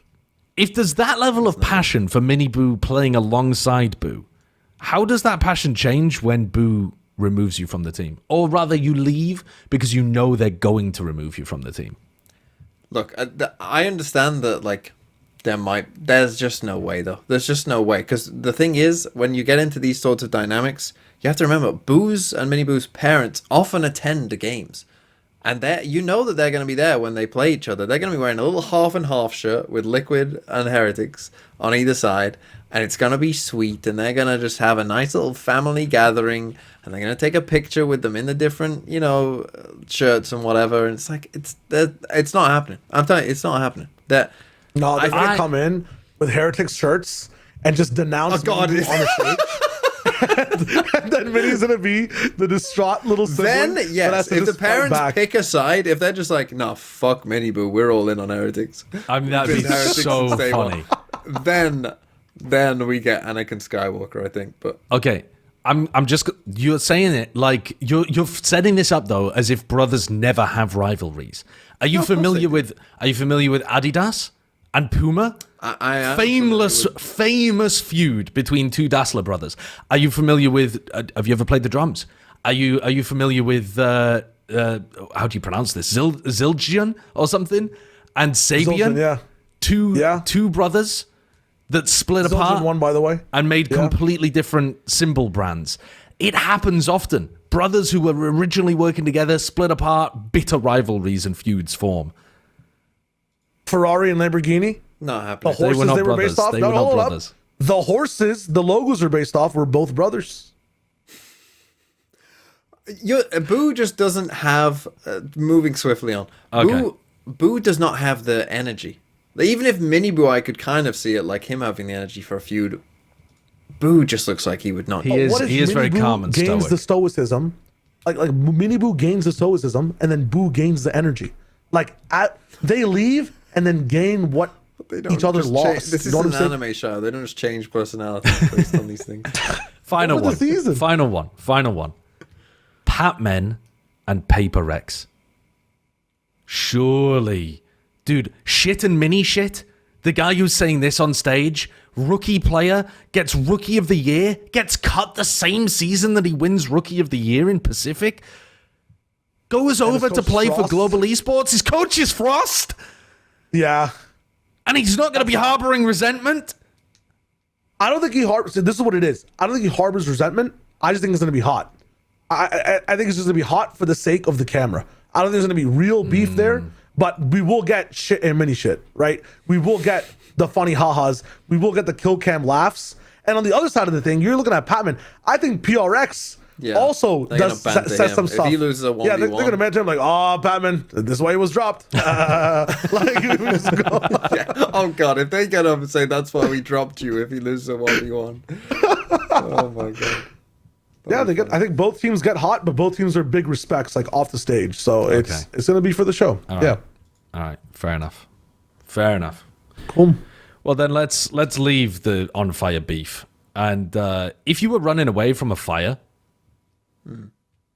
you might want some tunes to help you, right? Like you want. True. You want to make sure that you want to make sure you want to make sure that when you're running, you have the kind of earphones. The kind of earbuds that are going to like stay on your ears, but still let you hear danger from any other kind of fires, let you hear the fire engine zipping past. And that's why this message is sponsored by Raycon. You want to be looking for a holiday gift for yourself or for others, anyone that you expect to be running away from a house fire, running in general, anyone that you think might be wanting to listen to music, anyone with ears, basically. Do you have a family member that has ears? Then how about checking out Raycon's Essential Open Earbuds? SyouTa's been using them. They're incredible. He's been gassing them up. It's perfect for the gym, when you're running, playing music. They're 20% off for the holidays. 20% off. And this is, dude, it's like a week until Christmas. Have you forgotten Christmas again? 90% of our audience probably have. They're not adults. Wait, guys, I've forgotten Christmas. What should I get? Probably Raycon, I guess. Is the person that you're buying for, do they have ears? They have 2 ears, yes, and they prefer to have things be able to be listened. They want to listen to their environment while they have enriched sound playing within their ears based off podcasts, music, YouTube, episodes of a TV show, whatever you got in your ears. This podcast over and over and over again? Do they want an open ear design with breathable fit that delivers comfort, safety, and immersive audio while keeping you aware of your surroundings? Specifically at no drawbacks, yes. Do they want a multi-angular hook, a rotating ear hook that ensures a secure, personalized fit for any activity? That was something they were looking for as a bonus. They didn't even want that as a necessity. Well, so if it could do that. But are they also very weak, so they need it to be lightweight? It's ultra light with a flexible ear hook that adapts to any ear for all-day comfort and awareness. Well, after a long days of work, yeah, I think anybody's weak. So they'd love to have something, to just chill with. And in the modern era, they probably have multiple devices, right? So they probably want the multi-point connection that you can switch seamlessly without hassle. Absolutely. Speakers or whatever it is. Like you want to take them on, take them off. It needs to be easy. Well, then Jesus Christ, Shio. The Essential Open Earbuds are here for the holiday season and they're selling fast. The Raycon audio products are up to 20% off in this holiday season. Go to buyraycon.com/VodfatherSopen to save on Raycon audio products site-wide and order by December 15th. Which was yesterday, to guarantee delivery by Christmas, because great gifts shouldn't show up late. But at this point, buy them while you can. Get them for New Year. Happy New Year. I ordered 10. I only paid for 8. Think about that. That's crazy. 20% off. Happy New Year. Everyone in my family got open earbuds essential from Raycon. I don't talk to my family members unless I see a Raycon on their ears. So it's, you got to just tap in. You got to tap in or I can't talk to you. It's that simple. No, very simple. And now, roulette. And now time for something completely different. Yes. Get the spinning, and there's no betting here whatsoever. It's just we're spinning a wheel. Oh, yeah. So, the way this is going to work, let me explain. So there will be a roulette wheel full of all of the teams. All of the teams. Producer Light has this wheel for us. It's got all the teams from Americas, EMEA, and Pacific on it. But not and China. I have color-coded such teams into different segments here. So there is the wheel. You can see it just there. That's a beautiful and wheel. We're going to spin the wheel. We're going to go, we'll do it maybe a couple times each. And depending on which team you get, you're going to have to say a different thing, right? You're going to have to, if it's a blue team, so the blue teams tend to be the best teams, right? Your Fanatics, your NRGs, your G2s, right? If it lands on a blue team, you're going to have to tell me why they are going to fail. So why is this team going to be bad if it's a blue team? If it's a red team, you're going to tell me why they're going to win the region. So this is teams that are like, up and comers, like, have a chance of making an international maybe, but you got to tell me why they're going to be number one in their region. If it's a yellow team, you're going to tell me why they will make champs. So this is kind of your middle, lower pack of the teams, but you're going to say why they win champs. And if you get a green team, you're going to say why they don't even manage to win a single match of Valorant Messed up of you. this year. That's messed up. Okay, what does a red team do again? A red team, you're going to say why they will be the best in their region. Let's start with you, Sideshow. Can we spin the wheel? Spinning. The wheel is spinning. And the wheel will land on Na'Vi. Na'Vi. Okay, so Sideshow, you need to tell me why Na'Vi are going to win their region. Now, Na'Vi, towards the end of Stage 2, already had a great basis for being able to do something like this. Ruxic and Hero, if they had made champs, we would have definitely had Ruxic and Hero in our top, 10, 15 players maybe, out of everybody in champs. They were playing at that kind of level. It was absolutely extraordinary. And now, they don't just have Ruxic and Hero, who are going to continue to play exactly as well by the look of things, because why would they drop off at this point? But they also have Sociable, who's a fantastic addition to the team, and they're going to finally fix their issue with their duelists. Okay, Filu is the kind of player that they can mold into the exact piece that they need to be able to get deeper than they've ever gone before and win. Importantly, as well, they're not going to get held back by Angel anymore, right? Angel was always somebody that was holding them back in terms of Still has a his chance impact. No, he won't though. He won't though, because now you get all of his brain and none of his aim. Okay? And before, last time you were rolling like a D. I want to be generous to Angel and say you were rolling a D6. And if you got a 6, he was like lights out performance. It was absolutely spectacular. But the rest of the time, he was not really doing that well. It's like in Mario Party. He had a 6 and then maybe a 2 and then a bunch of 1s. Yeah, he had a rigged dice.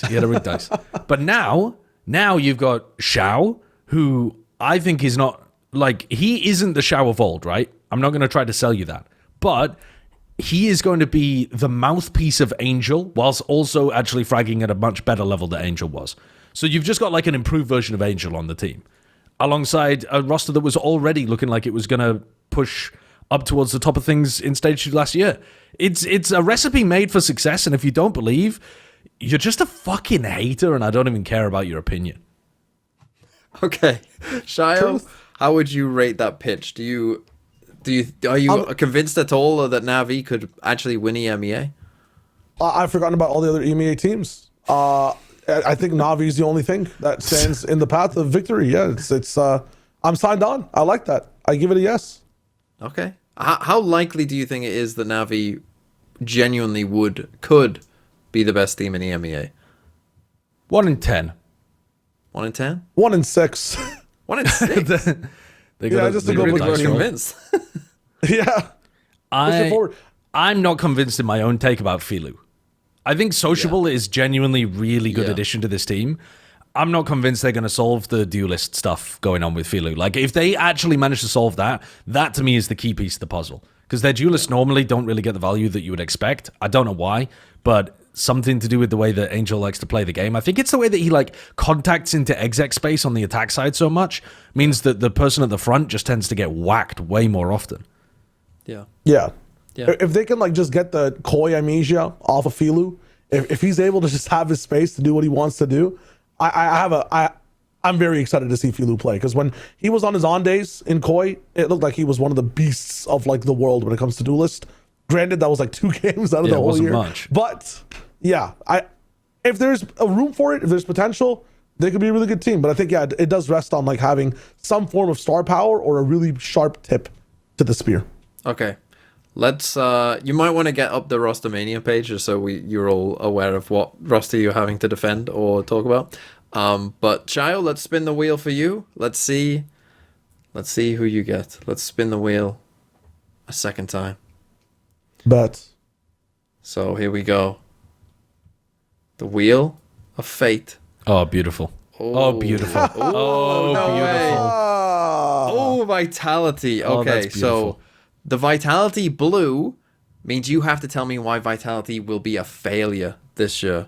You need to give the negative for Vitality. okay, so Vitality failure, we've seen it happen before. Everybody thinks it's a super team. Everybody has SSS tier qualifications and classifications for this team. We think we're going to be popping off. The thing is, this popsicle bridge has a very shaky stand, and that's Yampi. Yes, he's supported by PAL. Yes, he's supported by the entire region on what was a good season with BBL, but that goodness came towards the end of stage 2. Remember just in general how shaky things were when Yampi had the best tools possible. Remember the game against, I believe it was Team Liquid back in the day this year, where you're up against double sentinels, you have the answer of triple initiators, and you didn't know what to do. It required some VOD review. It required time. Vitality this year don't have time. They've got 2 hot pressure cooks with Durka and Chronicle waiting for results.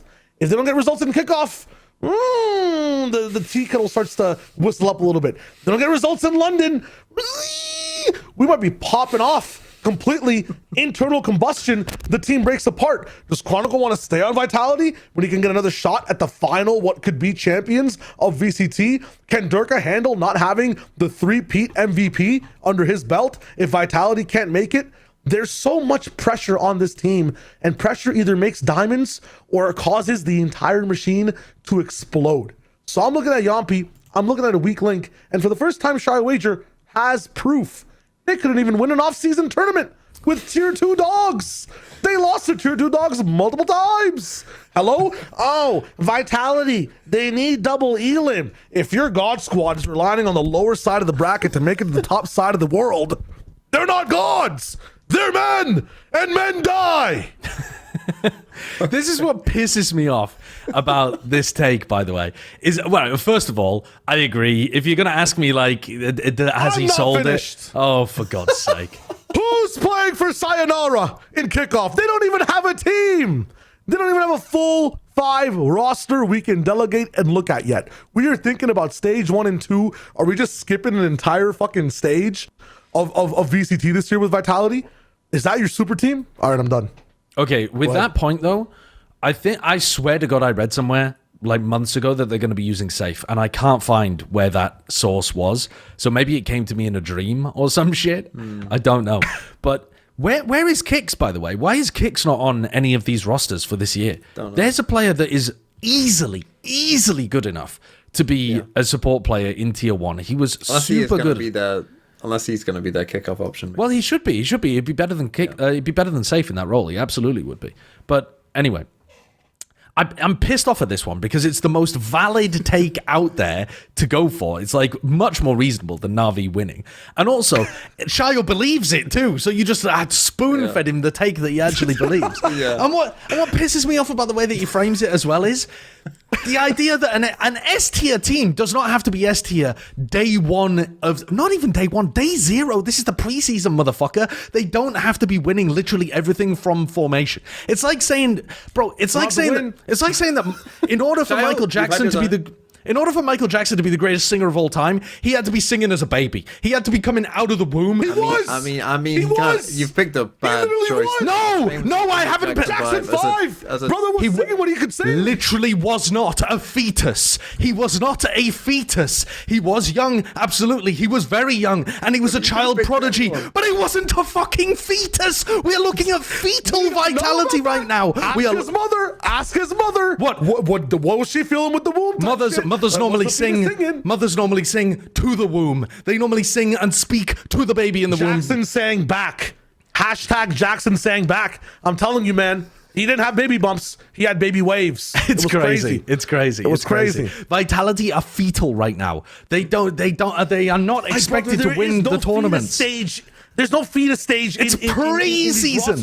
Pre-season. Right. And they're losing the other fetuses. Okay, good. Let me just take you through this, right? So we know the EMEA bracket, by the way. Vitality play Ulf in their first game, and the winner of that game plays Liquid. So that is kind of their first path. Easy. Looking at like those two games, you Sideshow, you think they'll win those two games? Yes, I think they'll win both. Yeah, I think they'll win both of those two games. They did better than Ulf in the fetal tournament anyway. I mean, Liquid didn't even participate in the fetus tournament. Okay, the game against Fnatic, genuinely good game. Okay, that's one where I could believe at the beginning of the season that Fnatic would be better than them. And that still wouldn't really change my assessment of the fact that I might expect Vitality to be better by the end of the season. Okay. No, Shio, do you not think they'll beat Ulf? No. Okay. Ulf, I think, is a step where what? They dodged Ulf this tournament. Did they not? If they beat Ulf, they play your team that you swore that you won't root for this year, Team Liquid. So how are you? I know, but here's what I'm saying. First of all, Vitality was scared in Project Blender. They dodged Ulf already. Look at that. Oh my God, quivering, shivering in their timbers. All right, and that's the abstract thought. Real thought now. Team Liquid Academy sent their spies into this tournament and have learned everything Vitality will do already inside this season. They've been absorbing, and now they go over to their real team and say, "Look, let's scrim. I'll show you exactly how Vitality beat us. I'll show you exactly how Vitality plays. We're big chilling." Nats has not had to reveal how the roster operates. I haven't seen Team Liquid playing anything. There's been tape. There's been lots of things done for Vitality already, and Vitality will have to kind of reveal their secrets when playing up against Ulf. Team Liquid has that time to VOD review. Vitality falls down. Okay. I'm a bit sad because just above Vitality, you almost got Team Liquid, which would have been funny if you had to make the case for them after earlier on in the episode saying that you didn't like them. I think you gave a decent account of yourself there. It was pretty good. Can we spin the wheel for TMV though? TMV's got to have one here. Let's see who I get. Let's see who I get on this wheel. I think we could bring this back as well. This is a good You should keep the wheel. Yeah, just keep spinning the wheel over and over until we talked about everything. Oh, that's a good one. Oh my God. Oh, stop. Oh, Nice. it's DRX. DRX. Why is DRX in yellow? They should probably. What is the yellow again? Remind the people. The yellow is why they'll make champs. That one seems too easy. I'm gonna do red, which is why they win their region. Okay. In fact, are they? Yeah, I'm gonna do why they win their region. You're making them a red team? That's crazy. Yeah, I think all of the colors have been messed up by removing the teams. Oh, so like yes, when a team gets removed, the colors Oh yeah, I see that. I think they should have been blue. Yeah, I'll make them blue. So this is why they will fail. I'm going to tell you why DRX will fail. I think that one's more fun. Yeah. Okay. Why will DRX fail? It's actually quite simple. My argument is going to be based on something very, very simple, based on what happened last year to DRX, you see. Because DRX last year were good basically at 2 points in the season, right? They were good at the very start of the season. They were good during kickoff. And towards the end of the season, in champs, I mean, not even really stage 2. They actually weren't that great in stage 2 and playoffs and stuff. But during champs specifically, they were very good, of course. What was unique about those two things that were going on at that point in time? Big, well, I mean, not meta shifts necessarily, but DRX figuring out a meta quicker than everyone else, right? Yeah. Teo, they figured out quicker than everyone else. They took that, pretty well in kickoff. And then also with the Yoru Waylay stuff, that as well, they took that to champs and then obviously did pretty well in champs. Right now, as far as we can tell, Riot have done their big kind of, patch of the offseason. Riot, I think, clearly is taking a step back on this game and saying we don't really care that much anymore based on some of the things that they're doing. So there's probably not going to be a patch for kickoff, right? Also, as far as I can tell, based on the battle pass, there isn't going to be a new agent before kickoff. So, therefore, there won't be anything new that DRX can do to surprise everyone. So DRX aren't going to be good during kickoff, right? Okay. And then going in, and we know this always happens with DRX, they won't do so well in kickoff, they'll make a roster move. Someone will come in, someone will come out. Termi will pick his favorites like he's the fucking Emperor of China in Road to Empress, and he will give the soup to certain people, and he will bring others in to his court, and it will make them worse as well. And so it will keep failing, like it actually did for most of last season. And it took them till literally champs to figure out who their actual good players were. But we know what Termi likes to do. He likes to tinker, he likes to change, and he likes to mess things up. Okay, so he's going to do that again, and DRX again won't be that good. What Termi needs is for a really OP agent to come out. But take a look at the Valorant landscape over the past couple years, okay? Teo was really, really good. Vice was good. But go back before that. Oh, I see shit everywhere. I see every agent needs a buff. Every agent, on and on and on, needs buff. They always generally bring out agents that are quite shit. And if that is the case, Termi's not going to have a new meta to find a little gap in. And so DRX will be shite. I'd like to find the hole in your argument here, which is... Oh, there is Inevitably, and you've admitted this yourself, I have this on record, Yoru is getting nerfed at some point in this season. And so at about the point in the season where you're talking about Termi meddling, that is going to presumably align exactly with Yoru getting nerfed and the entire meta shifting on its head. Because everyone is building their teams, their rosters, their strats around Yoru at the moment. Whether that's in single, double duelist, whatever. So that is a seismic meta shift that will offer Termi an opportunity to get back in the game. An opportunity, perhaps, but let me counter that point by saying that is also bad for DRX, because DRX are actually one of the few teams who use Yoru quite well. They're one of the teams that are good at Yoru, so they're taking something that they're good at. They're going to need to find something new, but they also need to be good at that something new. Termi tries to innovate at other times. He tried it during Bangkok, right? Yes, he was good at Teo, but then he tried to be ahead of the game again, and it didn't work. It's not that he has a 100% success rate. Oh, the idea was good. The idea that he was going for was really good. It just, the execution wasn't quite there. Well, that matters. Guess what? That matters. That matters the most, I would argue, more than the idea. But that means his ideas are normally ideas so are that's pretty fine. much 10 but if for the 10. players can't fucking make it work, then they can't make it work, can they? Well, just cut someone. Well, just cut someone and add someone back in. Problems, don't we? Then we end up with different problems. It's no guarantee. Yes, maybe it gives him a chance, but it's no guarantee. And I don't like the fact you're using my own words against me. I'm not convinced. I don't think I'm that. If your argument is that Termi's just not going to be able to cook because of the game's landscape, 11.08 is the kitchen patch. You've kind of given everybody the pans, the sauce. I completely disagree. We've made all the agents worse. That's not what DRX. I know, but now Termi wants all the agents to be OP. I know, but it's like the question is, what will you do? Will you double duelist? Will you double smoke? How far will you experiment? This brother knows how to experiment. This brother knows how far to cook. Where other teams have never had to do it in their life. Other teams look at G2. What are they doing? Other teams look at Gen Z, PRX. What are they doing? I really think this is recency bias. The fact that they did well at champs. And the truth is, we all thought DRX were going to be dog shit. We were not excited to see DRX play.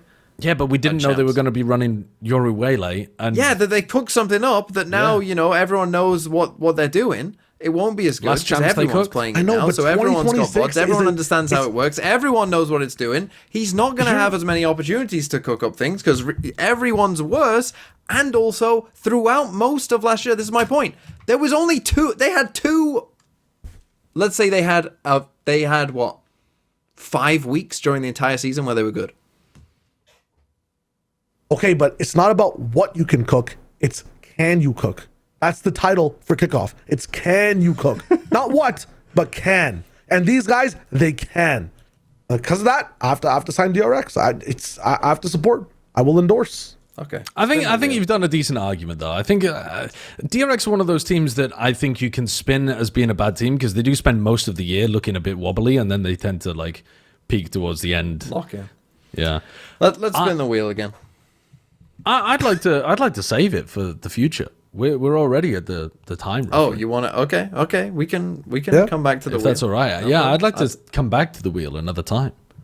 Okay. And move on to certified bangers. Let's talk about some Yes. certified bangers coming up, because we got an actually sick tournament on the horizon. Yeah, so coming up, which I believe things start in a day and 12 hours. So Thursday, December 18th at 1 a.m. EST. So this is happening inside, I believe, Fuzhou, China. We're going to be looking at the VALORANT Radiant International Invitational. So a lot of the times on these off seasons, and you've seen it happen already with some of the Evo stages and whatnot, maybe even in the summer, China and Pacific end up in clashes together where you get to see like the main rosters fight it out. And now we've seen, you know, the paper X changes and stuff. Those rosters are here as well. So to name the rosters really quickly, you have FPX from China, Nova from China, paper X from APAC, Billy from China, and then Gen G from APAC as well. Now you're wondering, Shy Wager, how do you run this entire thing with what? 1, 2, 3, 4, 5. 1, 2, 3, 4, 5 teams. You need a 6 team here. It's a 6-team event. The 6th team coming in is G2 from Americas. What is this polar bear doing in China? Real talk. Not even Arlington, Texas. What is a polar bear doing in China here? So G2 has been basically making this event a little bit less domestic versus domestic, more so completely international. And we're going to be able to see the Baby Bay change live against some big boy rosters. The Envy change as well on Paper X, FPX, I forget some of the changes they were making, Nova's resurgence, and then Gen G playing with their roster as well. Billy, I don't think they've made too many changes, but how did they look after Champs 2? Lots of cool questions going to be answered, and I think this is one of the more events these teams will start to take a little bit more seriously as well. I'm not sure what the entire prize pool is, but just in terms of like repertoire on these and kind of clout, strength of these teams, it should be one where everyone kind of goes all out. Yeah, FPX, just to fill in, they've got Scary, the Thai player, who took a mill to stay in tier 2 and is now back in tier 1. So that's snap. like, they've got a reason to tune in and watch them as well. It's a weird format, by the way, too. They're doing an incomplete round robin BO1. So basically, you just like randomly draw 4 opponents and you play against 4 out of 5 of your opponents. So everyone will not have played someone. So I think I'm just looking at it now. Paper X don't play against G2. Yeah. And then Gen G don't play against Nova. Yeah, Gen G don't play against like Nova or something. But aside from like, if this tournament had EDG in it, and maybe, dude, I don't know. Maybe if it had like, I mean, Wolves would be the obvious one, but I don't know whether this year's Wolves maybe like DRG. They're gonna be good. Like if we had DRG in here, maybe it's. But Nova themselves are not a bad team either. Izia's really good. Yeah, it should be interesting. It'll be an interesting tournament, but I expect Billy, Paper X, and G2 to be a bit of a step ahead. You put Billy above Gen G? I think I would with this new Gen G, yeah. But again, who the fuck knows? I mean, that's going to be one of the opening matches, actually. That's on day 1, BO1, Billy against Gen G. Yeah. We're gonna see some cool rematches as well with G2 versus Gen G. Paper X, Gen G usually a banger in the past. We get to just see it before kickoff even starts, and it's against that new roster. And then we have the FPX change with Scary coming in, but it's also looking at FPX with Autumn going out, right? Like there's a lot of questions as to how does the roster operate, because he was a huge part of the way FPX plays. So exciting tournament. It's horrible for the Eastern time zone to start. You have to lose your sleep completely during Christmas time, which might be worth. Skip out on that chaotic dinner with your family and just sleep through it. But is it literally happening on Christmas Day? This is the 18th, it'll go to the 21st. Right. Okay. But your sleep schedule might be fucked for like the next week after watching this tournament. So yeah, and then they do a tournament that's pretty like a format that's pretty common in Korea is the gauntlet style tournament. So once you get to playoffs, it's like the number 1 seed from groups only has to win 1 game to win the tournament in playoffs. Because the 3rd and 4th play against each other, and then the winner of that plays against the 2nd, then the winner of that plays against the 1st. So if you, in theory, you could win this entire tournament by winning 4 BO1s and a BO3. So it is a bit Mickey, but it'll still be fun. Yeah. No, absolutely. I'm looking at if there's anything else really coming up. If you like tier 2 LATAM, there's the Xenia Invitational happening. But past that, until VCT starts, there isn't too much. There is like the name for this league is so funny. The Predator League is still happening as well before official matches start. We got like RRQ in there. A lot of different countries are a part of that league inside of Asia. So you have like one representative from each country. Boom is representing Indonesia. You got Full Sense representing Thailand. We might have an episode before that one starts, and we'll be able to watch some of those games as well by the time VCT starts coming in. The location for that one's interesting though. It's happening in India. So all these guys will be going to India to play that match. But I think the focus for now should be if you're looking for something immediate, that's not in January, before Christmas is done, the Radiant Invitational is there. But yeah, that's a certified banger. Wonderful. Yes. Anyone got any closing remarks? Anything you want to say? Well, our next episode won't be next week, right? No, I think we're taking a week off. Yeah. So the week after, we'll be back. Although the week after is like New Year's Eve kind of time. So yeah, maybe we might be able to fit in one more episode before the end of the year. Otherwise, we might be seeing you in 2026. Yeah. What I want to know for everyone in the comments, let me know what your favorite part of Vodfathers was this entire year. What was your favorite clip, moment, situation, thing? We don't have awards. We're not going to be mentioning it in an official way. Might be able to look at it and talk about it. You might be mentioned by name. Usually you have to pay one of these guys $5.99 to get mentioned by name, to get stored for a Pokemon name, or to get ignored by TMV most of the time. But if you have a cool comment, me ignored. Have you seen him? He's doing pretty good. TMV doesn't even have his YouTube chat up. Yeah, that's not true. That's just straight. Bro doesn't read news. it then. Bro's got it he's got it auto translated into Chinese then, I think. Merry Christmas, Happy Holidays, and Happy New Year if we don't see you. Have a good time. Leave a comment, subscribe, do all that. Peace off.